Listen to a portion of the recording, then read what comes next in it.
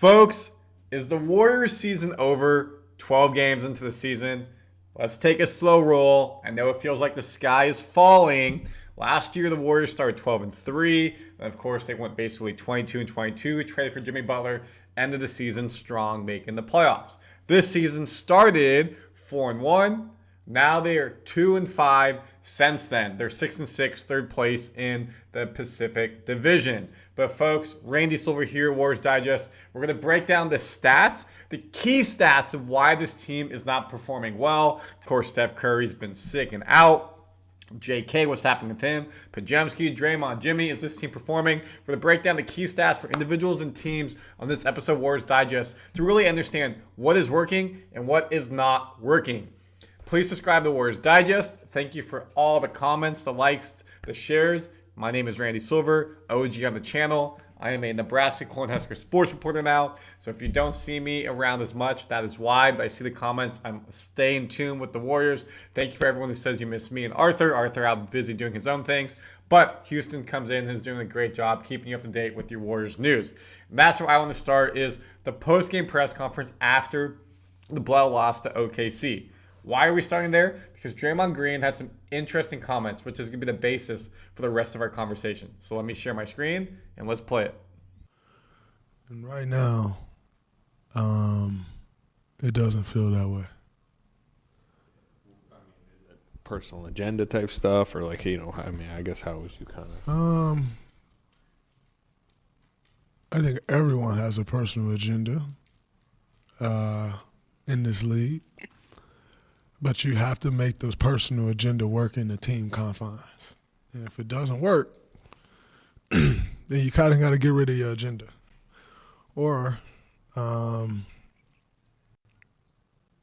eventually the agenda is the cause of someone getting rid of you. And so, I think you don't want a team with no personal agendas because a goal is an agenda, And so you got to have some type of personal agenda. Brutal. A team has personal agendas. They're not committed to winning like last year. Last year, after they traded for Jimmy Butler, it was all in, basically a playoff sprint from February, 2 months to make the playoffs, and they did it. This year, you have the team. You started looking good. Everyone's gelling. JK contract in the past. Well, now they got tape on you after a couple of weeks of games, and you're playing some very, very tough opponents in a swing. But wait a second. Did I just say tough opponents? Because you started the season pretty good, some big wins. You lose to Milwaukee, who don't have Giannis. You lose to the Pacers, who don't have Miles Turner, who's now on Milwaukee. And of course, Halliburton, who's out injured. Nice bounce back against the Suns. You lose to your rival Kings. You lose the Nuggets in the NBA Cup. Wasn't that close of a game. Beat the Pacers as you should. Then you get a blowout loss to the Thunder, reigning champions, who don't have any personal agendas. They're all in for the team back-to-back. Now you play 1B in the Spurs in a back-to-back, which means Horford's probably not playing. Steph is coming off his sickness and other knick-knack injuries. So it's not getting any easier for this team. And if you look at the actual schedule, you have 2 games against San Antonio, so you're staying down there. Then you got New Orleans, who's one of the worst teams in the league, at Orlando. So again, stay in the swing. Last year was at that game when Steph Curry went berserk, 50 points, 12-3, something like that. It was so much fun to be there. Then you finish with Miami. Then you come home and you have a little bit of reprieve, but not that much. It's just a killer league. So what is this team doing well, and what are they not doing well? Well, the biggest thing, folks, is remember you've been on this channel for quite a while. I always talk about turnovers. For the Warriors, if they get 15 turnovers a game, like they're giving up 15 turnovers, they're losing the ball, they lose. Right now, they're averaging 15.8 turnovers. Let's call it 16 turnovers a game. That is not good enough at all. Careless balls.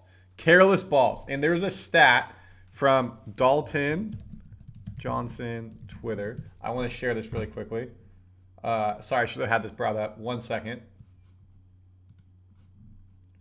Let's make sure, because this is really important to share.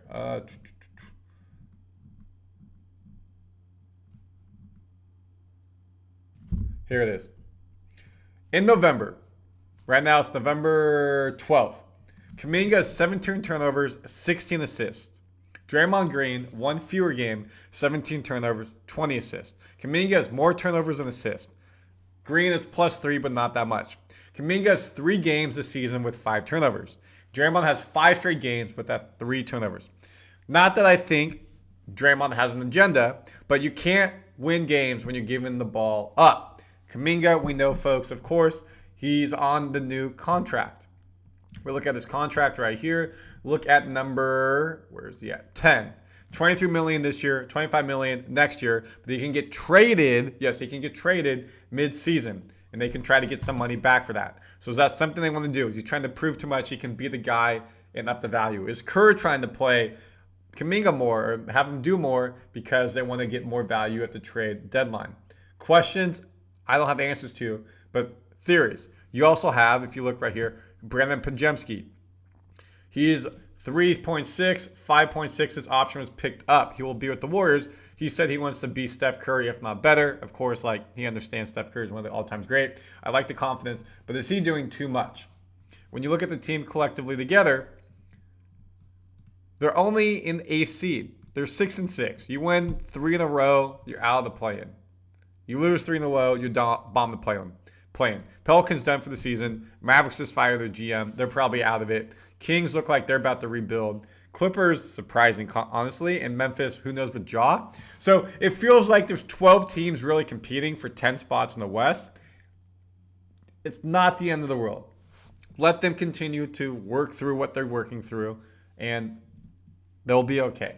But you can't lose against teams you don't want to lose. Again, those games add up against the Bucks, against the Pacers. When it's very close in the West, like last year when they came down to the final game in tiebreakers, you can't lose those games. Those matter. So for me, folks, the turnover battle is something that is really, really disappointing to see. We look at field goal percentage. Let me pull this up. Where the Warriors sit, middle to bottom, 46% shooting for the season, which is supposed to be a really good shooting team with Steph. Yes, he's been hurt. Kuminga's supposed to be better. Jimmy is a high-efficiency type of shooter. Horford's supposed to be better from 3. He has not been. Quinten Post, up and down. Brandin Podziemski, up and down. Moody has been a little bit better since he came back starting. You look at three-point percentage. Again, upper, middle pack, 37%. So you're looking at a middle-tier team, and that's what the stats are showing. You look at free throw percentage. If you remember last year, we were below 70% most of the season. Jimmy came much better, 82%. So we're making the charity strikes that we should. Now, we've always been a pretty good offensive rebounding team. That is not something you see right now. Look at that. Golden State Warriors are only averaging 9 offensive rebounds a game. Usually, we've been much higher, one of the best teams with the guards. So is everyone putting the effort in to do what they need to do to be successful? You look at defensive rebounding, 32. So overall rebounding, where are you at? I don't see your name. Don't see your name. Don't see your name. Below at the very bottom at 42. So this means you're giving other teams opportunities to get the ball, and you're not getting the ball back. Now, we've also always been a high assist team. Right now, we're at 27.3. 3 assists less per game than the number 1 upper tier. So are we moving the ball in this offense as we should be across the board? I would not say as much.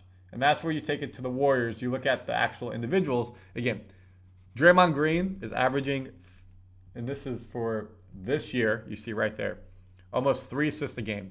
Kuminga's almost turnovers a game. Kuminga's almost 3 turnovers a game. Curry's almost 3 turnovers a game. It's too high. Between your 3, potentially, let's call it 4, 3 out of 4 ball handlers, scorers type of vibe, 9 turnovers a game. Just giving the team things. Yes, Will Richards has been nice, but Hield looks incredibly disinterested this year. If you look at the amount of points that he's scoring, 7-4 a game, that's supposed to be a guy off the bench who gives you a spark. What happened to the guy from Houston in the playoffs? So there's a cornucopia of things in putting this together. Now, when you look at the points, again, Curry and Butler are up there, but you're paying Butler $60 million a year to get you 18 points. I feel like he needs to be higher than that. And I know that he's not the typical shooter, but he's not doing what you would hope. And we kind of saw that last year, kind of faded towards the end. He's more of a facilitator and will get his when he needs to get his. Podziemski has 12 points, 4 rebounds. Not terrible, but if you want to be that guy, who's going to step in to be that high third scorer? Because JK is trying his best. He's just not right there with it. So I think it's very interesting to hear all the comments, oh, the season's over and whatnot. It's not over. But this team's not playing efficient basketball. If you look at their depth, again,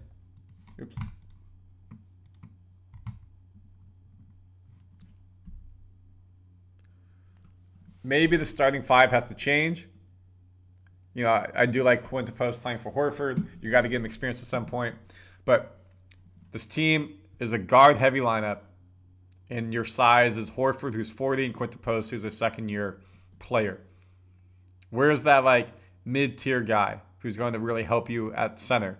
And you have Green, Butler, and Curry, who are all upper mid-30s vibe. Can they play back-to-backs? Can they have the energy to make it to the end? It'll be tough. It'll be very tough. And that's why when you look at the schedule, we just talked about it, and then you get to where the Warriors need to go, West is a gauntlet. But it comes back to the agendas and what are people trying to get money-wise? Are they trying to play for this team? And you have a top-heavy team salary-wise, so are they able to be successful? So, folks, when you comment your thoughts, do you like what I said, dislike what I said? And again, thank you for all the comments and likes on Warriors Digest. I'll be coming and going as I can, making sure I give you guys stuff. But Houston's doing a great job. Comment, subscribe on all the stuff. See you soon.